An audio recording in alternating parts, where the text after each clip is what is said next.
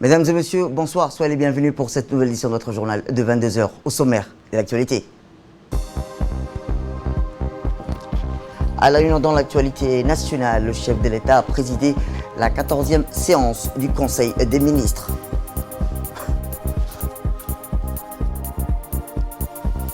Et enfin, dans l'actualité internationale, l'OMS fait 120 millions de tests rapides pour les pays démunis. C'était les titres. Merci si vous nous rejoignez. Sous la présidence du chef de l'État et chef du gouvernement, son Excellence Ismaël Omar Guelleh, s'est tenue aujourd'hui la 14e séance du Conseil des ministres. 6 questions étaient inscrites à l'ordre du jour de ce conseil. Écoutons le compte-rendu du ministre des Affaires étrangères et de la coopération internationale, M. Mahmoud Al-Youssouf. Bismillahirrahmanirrahim. Sous la présidence du chef de l'État, son Excellence M. Ismaël Omar Guelleh, s'est tenue la 14e séance du Conseil des ministres en ce mardi 29 septembre 2020. Étaient inscrits à l'ordre du jour 5 questions. La première question est relative à un projet de loi portant création et mise en place d'une direction de contrôle des occupations des espaces publics. La nécessité de mettre un terme à la prolifération inquiétante des occupations illicites et l'appropriation de fait des espaces publics constitue une évidence pour tous. En effet, la prolifération de ce type d'occupation constitue un frein réel au développement harmonieux de nos villes et ne répond pas aux exigences d'un développement cohérent de l'extension des centres urbains. Ces occupations anarchiques et non planifiées hypothèquent le développement urbain durable et posent le problème des déplacements de population et de réhabilitation des quartiers spontanés. Elle constitue également une tentative de remise en question du rôle des services chargés de la planification et de la gestion urbaine. Par ailleurs, la multiplication de ce genre d'occupation relève d'un état d'esprit contre lequel les autorités doivent lutter de tout temps, car elle conforte la prolifération d'un habitat indécent et par conséquent d'une persistance de la précarité foncière. Aussi, est-il apparu urgent et impératif que l'État puisse se doter d'une structure opérationnelle qui sera chargée de veiller au respect des plans et règlements d'urbanisme mis en place en matière de gestion des espaces publics. Ainsi, la mise en place d'une entité administrative agissant en tant que police urbaine chargée de la surveillance et de la prévention des occupations irrégulières des espaces publics est initiée. Enfin, le présent décret se propose d'acter la création de la direction du contrôle des occupations des espaces publics et de définir les missions qui lui sont dévolues. La deuxième question concerne un projet de loi portant création de l'Agence djiboutienne des normes et de la qualité. La situation actuelle de la République de Djibouti en matière d'infrastructures, de qualité et de l'évaluation de la conformité est caractérisée par l'absence de structures opérationnelles ayant en charge la normalisation et la métrologie. En dépit des attributions allouées à la direction du commerce intérieur, en matière de contrôle de qualité et de la normalisation, la République de Djibouti dispose d'une politique claire en matière de normalisation et de promotion de la qualité des produits et services locaux. Cette infrastructure de qualité et d'évaluation de la conformité vient consolider cette politique nationale de développement économique afin d'assurer un environnement propice pour la facilitation du commerce et le développement industriel. Bien qu'au cours de ces dernières années, d'importantes initiatives ont été mises en œuvre et permis à notre pays de se doter d'un système national de normalisation et de promotion de la qualité, il est évident que cette situation nécessite la mise en place au niveau national d'une structure en charge de cette normalisation capable de protéger le consommateur djiboutien et d'améliorer la compétitivité des entreprises djiboutiennes sur le plan national et international. La création de cette agence constituera un levier stratégique de la politique économique nationale de nature à permettre aux acteurs économiques d'obtenir des avantages concurrentiels dans les échanges commerciaux à travers notamment la production et l'exportation des produits locaux répondant aux exigences en matière de normes internationales. Il apparaît donc déterminant d'ancrer au sein du tissu industriel djiboutien qui présente plusieurs potentiels de développement, la culture de la normalisation et la qualité en vue de stimuler la production locale afin de créer aussi un mouvement capable de prendre part aux efforts nationaux de lutte contre le chômage. Cette structure va renforcer également les travaux engagés par le département du commerce visant à doter notre pays d'un label Made in Djibouti qui va permettre la promotion des industries nationales et la valorisation de leur production. Cette agence va permettre également aux divers partenaires que sont les producteurs, les consommateurs et les fournisseurs de services d'utiliser un même langage et un référentiel commun. La troisième question concerne un projet d'arrêté portant agrément à la profession d'huissier de justice. Madame Nagwa Naguib Ali obtient l'agrément pour exercer la profession d'huissier car elle remplit les conditions exigées par la loi pour cet agrément. Puis le porte-parole du gouvernement est également revenu sur les différentes questions qui ont été examinées durant ce conseil.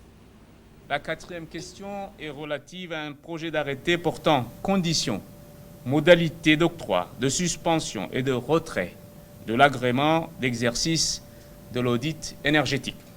La loi numéro 90 de l'année 2015, 7e législature, instituant le cadre législatif relatif à l'efficacité énergétique, a rendu obligatoire l'audit énergétique dans le processus de la maîtrise d'énergie.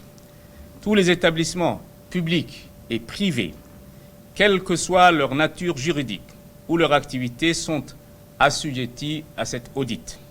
À cet effet, un prestataire externe est reconnu compétent pour réaliser un audit énergétique s'il est titulaire d'un signe de qualité dans chacun des domaines dans lesquels il réalise l'audit énergétique, conformément à un référentiel d'exigence de moyens et de compétences défini dans le cahier des charges de l'audit énergétique. L'audit énergétique est réalisé suivant les exigences générales donc de méthode et de qualité pour leur préparation, réalisation et leur restitution. La cinquième question concerne un projet de décret portant nomination. Monsieur Maktire Ibrahim Ahmed, professeur et maître de conférences, est nommé directeur général de l'École nationale d'études judiciaires. Monsieur Daoud Ali Abdo Sultan, titulaire d'un Master 2 en droit, est nommé directeur général de l'autorité de l'aviation civile. En fin de séance, le ministre de la Santé a présenté au Conseil des ministres le plan national de développement sanitaire intitulé PNDS 2020-2024. Le PNDS 2020-2024 est le résultat d'un processus inclusif, participatif et consensuel de l'ensemble des acteurs du secteur de la santé. Il se fonde sur les orientations stratégiques en matière de santé retenues dans la vision 2035, qui vise à atteindre un état de santé optimal pour toute la population et à faire du slogan « La santé pour tous et partout » une réalité sur laquelle pourra se fonder les ambitions du pays en termes de croissance et de développement durable. Il s'attelle à accélérer les progrès vers la couverture sanitaire universelle en vue de l'atteinte des objectifs de développement durable liés à la santé. Ce plan dégage 5 priorités stratégiques. La première, une offre équitable de soins de qualité disponible pour tous et partout dans le pays. L'intégration de prestations de soins promotionnels, préventifs, curatifs de qualité axés sur les soins de santé primaires, une bonne gouvernance dans la gestion des services de santé, un financement adéquat et durable pour assurer la couverture sanitaire universelle, un système d'information sanitaire performant avec des données de qualité disponibles et utilisées en temps réel. Le budget du PNDS sur 5 ans 2020-2024 est estimé à 61,5 milliards de francs djiboutiques. C'était la 14e séance du Conseil des ministres où s'est tenue sous la présidence du chef de l'État et chef du gouvernement, son Excellence Ismaël Omar Guelleh. 5 questions étaient inscrites à l'ordre du jour de ce Conseil. Autre actualité de la présidence, le président de la République, son Excellence Ismaël Omar Guelleh, a exprimé aujourd'hui sa compassion et solidarité à la nation sœur et amie du Koweït, déplorant le décès intervenu d'aujourd'hui même de son principal dirigeant, l'émir Cheikh Sabah Al-Ahmed Al-Jabr Al-Sabah. Dans un message de condoléances transmis au prince héritier de l'État du Koweït, son Altesse royale, Cheikh Nawaf Al-Ahmed Al-Jabr Al-Sabah, le chef de l'État djiboutien a fait part de l'effroi et consternation que la mauvaise nouvelle a suscité au sein du gouvernement et du peuple de Djibouti.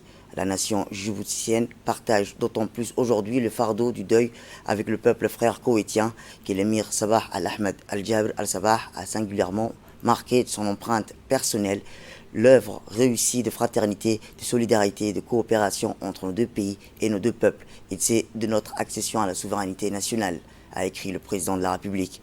Visionnaire infatigable au service du développement et rayonnement de son pays, feu Cheikh Sabah Al-Ahmed Al-Jabr Al-Sabah restera entre autres gravé dans la mémoire des peuples de la région aussi pour sa sagesse, son humanisme hors pair et sa mobilisation permanente en faveur de la paix et de la résolution des conflits par la voie du dialogue, a-t-il souligné. Avec la disparition de l'émir koweïtien, nul doute que le monde arabe et musulman vient de perdre un de ses piliers leaders les plus illustres, a estimé le chef de l'État djiboutien qui a également décrété un deuil national de 48 heures. Autre actualité, le président de l'Assemblée nationale, M. Mohamed Ali Mohamed, a reçu la visite de courtoisie de Mme Anna Farou, ambassadrice de la République hellénique de Grèce, résidente en Éthiopie. Les deux parties ont échangé leurs points de vue sur l'état des relations bilatérales en général et des liens de diplomatie djibouto-grecque. Enfin, le président M. Mohamed Al-Ahmed et l'ambassadrice Farou se sont accordés sur l'importance de maintenir et de consolider la coopération interparlementaire, la représentation nationale lançant une invitation à ses pairs, plutôt à sa paire, pour des échanges soutenus et des programmes interinstitutionnels. Eh bien, concernant l'évolution du Covid-19 aujourd'hui dans notre pays, 206 tests ont été réalisés, 6 tests sont avérés positifs, 4 patients ont été déclarés guéris, au 0 cas de décès. Autre actualité, le ministère des Affaires sociales et de la Solidarité a tenu ce matin une réunion avec les groupes des partenaires de la protection sociale. La ministre des Affaires sociales et de la Solidarité, Mme Ousmane Aden, a présidé cette cérémonie en présence du ministre de l'économie et des finances, M. Ilyas Moussedawale. À l'instar des autres pays du monde, la République de Djibouti a été frappée de plein fouet par la pandémie du Covid-19, après avoir subi les conséquences désastreuses du cyclone Sagar, des inondations de 2019, de l'invasion des criquets pèlerins en Afrique de l'Est et de la sécheresse qui sévit sans discontinu depuis de longues années. Le ministère des Affaires sociales et de la Solidarité a mis en place un système d'assistance alimentaire et de présenter des vivres aux pauvres qui sont pris en charge au moment du Covid-19.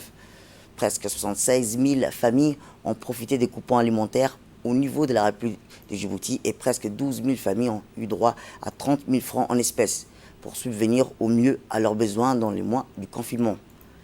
La cérémonie a vu la participation de plusieurs groupes des partenaires de la protection civile, notamment de la Banque mondiale, les institutions onusiennes au grand complet, mais aussi les organismes arabes et ainsi que le TICA. Mais nous donne aussi les éléments pour pouvoir coordonner. Les informations sont partagées à temps. Il y a la transparence et il y a de la tête à la queue un système de communication interne indéfectible. Ça, ce sont des leçons que je pense on pourra prendre pour le futur. Je veux dire aussi que dans le plan national de développement et tous les groupes qui sont en train de travailler, cette philosophie est là, on peut la renforcer. Le Covid nous a démontré ce que ce sont les défis, les inégalités, et le MAS a su prendre la relève pour mettre ensemble la famille des partenaires en tant que famille, en tant que vrais partenaires.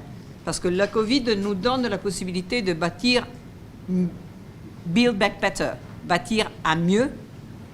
Et je pense qu'on est dans un environnement dans lequel on peut se dire les choses et on peut trouver vraiment la façon d'aller au-delà de ce qu'on fait.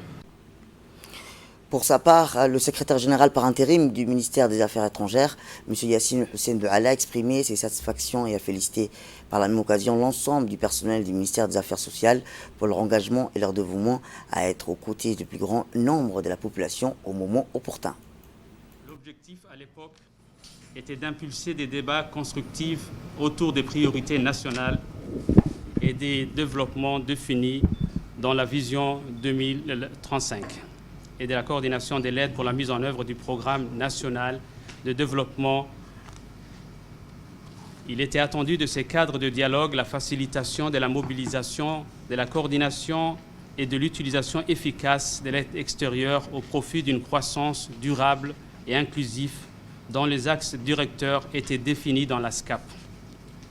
Nous avons depuis parcouru bien du chemin sur la voie de la coordination et votre groupe de partenaires pour la protection sociale est peut-être le cadre qui a maintenu le plus la cadence de ces réunions comparativement aux autres groupes de travail. Permettez-moi de vous féliciter pour le travail accompli depuis 2016 et pour l'abnégation dont vous avez fait preuve pour obtenir les meilleurs résultats de vos rencontres. La riposte du cyclone Sagar, la réponse aux inondations épisodiques et à l'invasion des criquets pèlerins sont autant d'exemples d'une fructueuse synergie entre l'ensemble des partenaires nationaux et internationaux, institutionnels, onusiens ou associatifs. La dernière et toujours actuelle crise du Covid-19 a illustré par une constellation d'interventions cet esprit d'entraide dont nous pouvons tous être fiers aujourd'hui.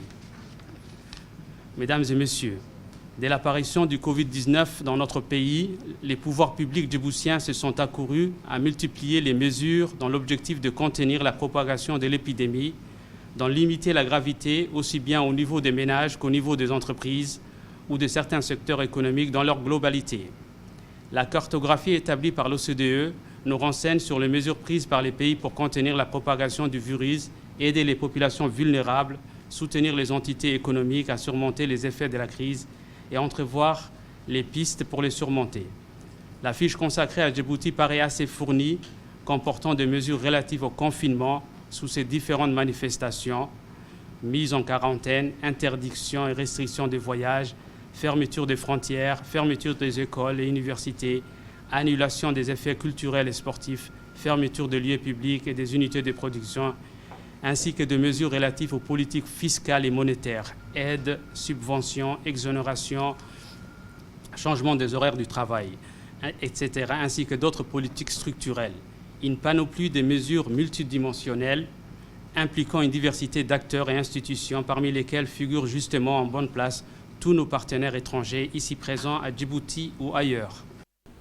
Eh bien, le ministre de l'Économie et des Finances, M. Ilyas Mousset Douale, a félicité les partenaires techniques et financiers de la protection sociale qui ont fait un travail remarquable sur le terrain afin d'atteindre le maximum des catégories sociales. Écoutons-le. La question de la protection sociale en période de pandémie. Vous avez pu voir combien de défis Djibouti doit gérer, doit faire face, et en particulier celui qui n'était pas connu de quiconque. Voilà quelques mois de cela. Je ne parle pas du changement climatique et de toutes les difficultés et les conséquences socio-économiques que ça peut engendrer, mais nous parlons de cette pandémie où le ministère des Affaires sociales et des solidarités a été vraiment essentiel, comme beaucoup d'autres crises précédentes à cette pandémie.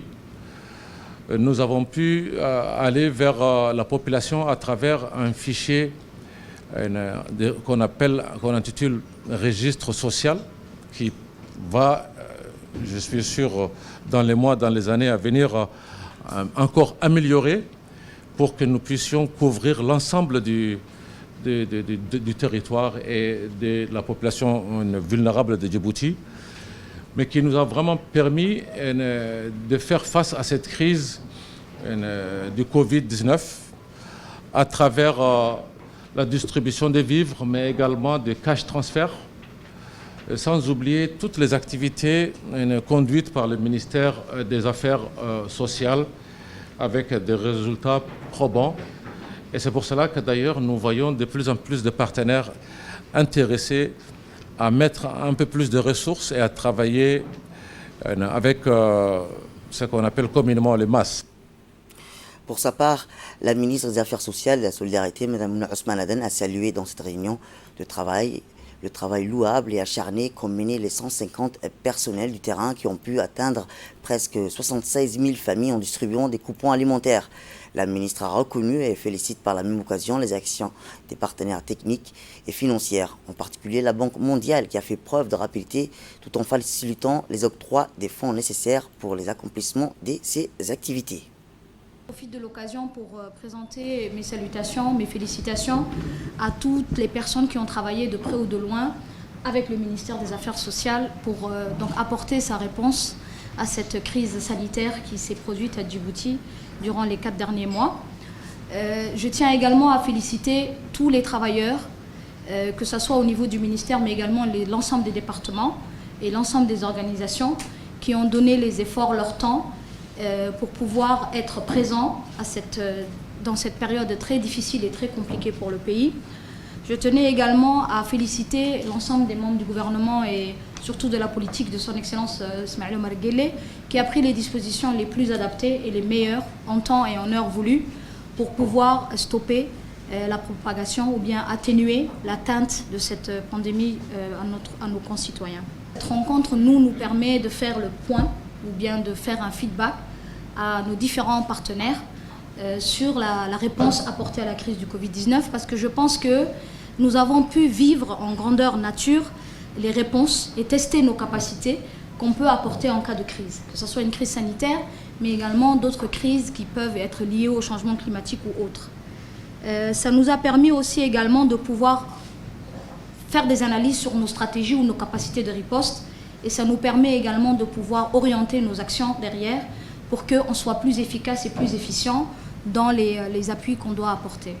La pauvreté est au centre de cette question, je pense, et quand les dispositions sanitaires ont été prises, ce qu'il fallait éviter, c'était la dégringolade sociale. Et c'est ce qui nous a obligés à pouvoir réagir rapidement et de façon ciblée pour que la population qui risque d'être touchée par les conséquences soit plus ou moins assistée, accompagnée durant cette période, mais surtout les préparer à des systèmes d'accompagnement plus tard. Parce que c'est ce qui va être important maintenant, après cette période de crise, ce sera comment ces populations vont être accompagnées. Et je pense que l'ensemble des personnes qui ont travaillé autour de nous, autour du ministère des Affaires sociales, nous comprenons tous ce challenge qui reste à être relevé derrière. Mais d'abord, c'est important de se poser et de regarder qu'est-ce qui a été fait et de pouvoir faire un aperçu sur ces choses-là.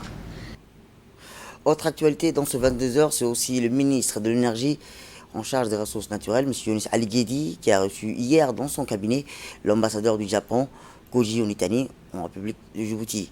Les deux parties se sont félicitées d'abord des excellentes relations entre Djibouti et le Japon.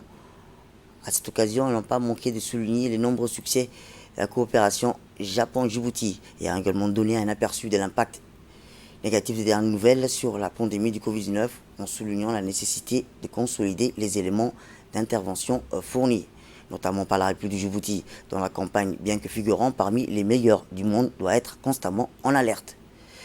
Et dans la même journée, le ministre de l'Énergie chargé des ressources naturelles, M. Younis Ali Guédi, avait reçu une délégation de l'entreprise AgroFund One.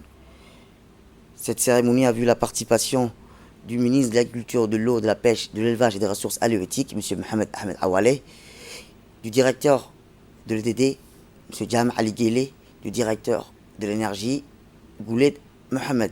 Ces groupes d'experts venus rencontrer le ministre de l'Énergie chargé des ressources naturelles dans son département ministériel, composé de 8 personnes, pour proposer plusieurs projets axés sur le secteur tel que l'agriculture et l'énergie. Cette société effectue déjà plusieurs projets aux États-Unis et veulent utiliser la spécificité de notre pays pour réaliser des firmes agricoles. Par ailleurs, cette société s'intéresse aussi à notre climat et les zones humides, envisageant de réaliser un certain nombre de projets dans notre pays. Et ce communiqué qui nous est parvenu de la direction de l'Office national de l'eau et de l'assainissement de Djibouti qui informe les habitants des quartiers 3, quartier 4, quartier 5, quartier 6, quartier 7, Angela, Arhiba et Makamukarama, cité Saoudi et cité du Stade, que l'alimentation en eau potable sera suspendue durant la journée de jeudi 1er octobre de 8h à 18h en raison des travaux de réhabilitation du réseau de distribution. L'ONEAD compte sur la compréhension de son aimable clientèle pour l'inconvénance de cette situation. Direction Arta, où la préfecture d'Arta a organisé la finale de la 27e édition du tournoi d'amitié d'été football d'Arta.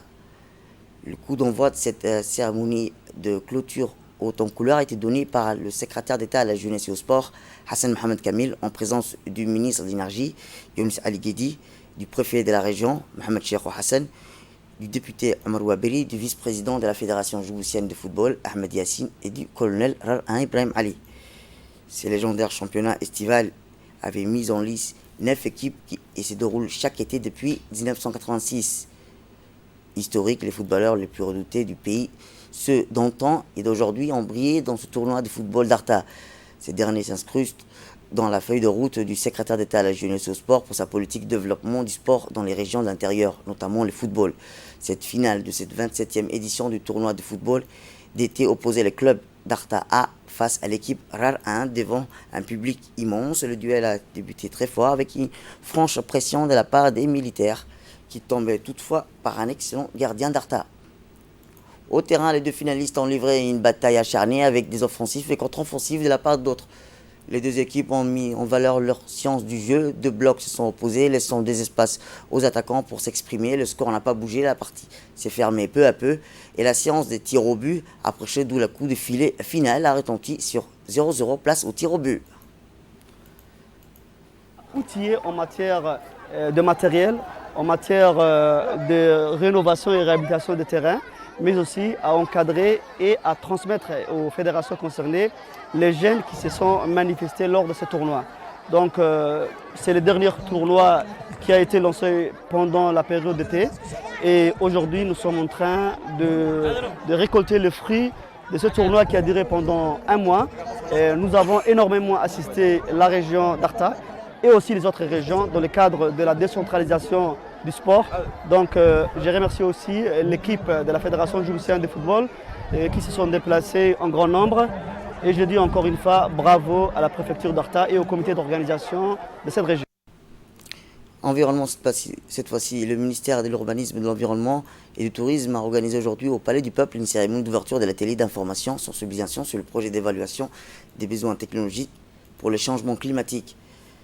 Cet atelier vise à aider les pays à améliorer les évaluations des besoins technologiques dans le cadre de la Convention des cadres des Nations Unies sur les changements climatiques que notre pays a ratifié en 1995, mais également à aider les pays en développement prenant part à ce processus à identifier et analyser les besoins technologiques prioritaires, développer des plans d'action susceptibles de favoriser l'introduction et l'adoption des technologies écologiquement propres.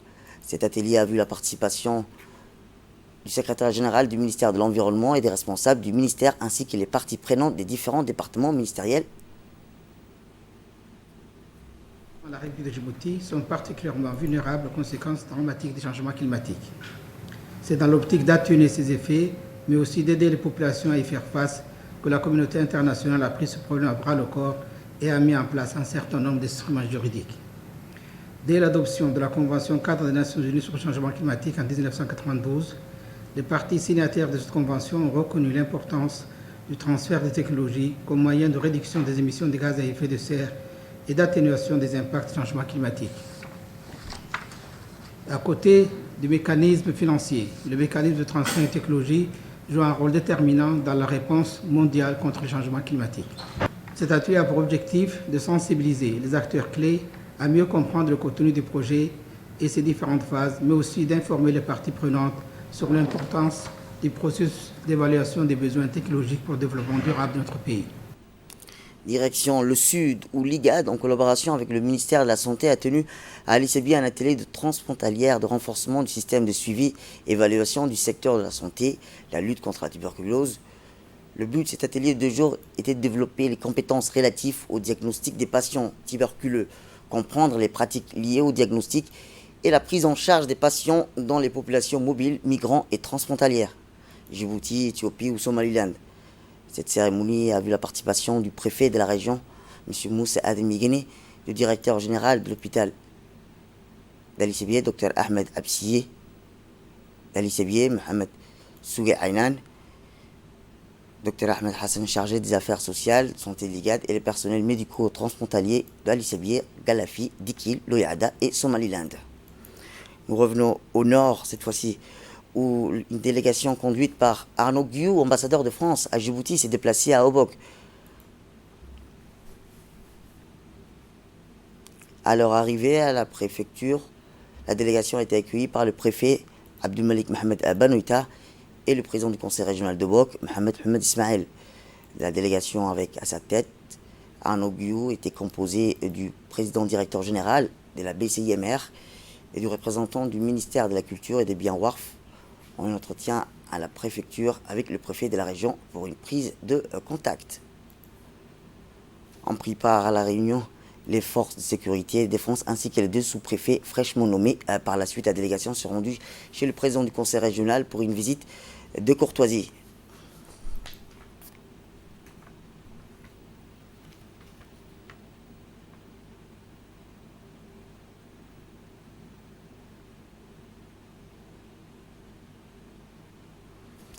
Et dans l'actualité internationale, je vous le dis dans le titre, les pays les plus démunis pourront avoir accès à 120 millions de tests Covid-19 rapides et peu onéreux dans les 6 prochains mois, ont promis lundi l'OMS et ses partenaires, mais à une condition de trouver les fonds.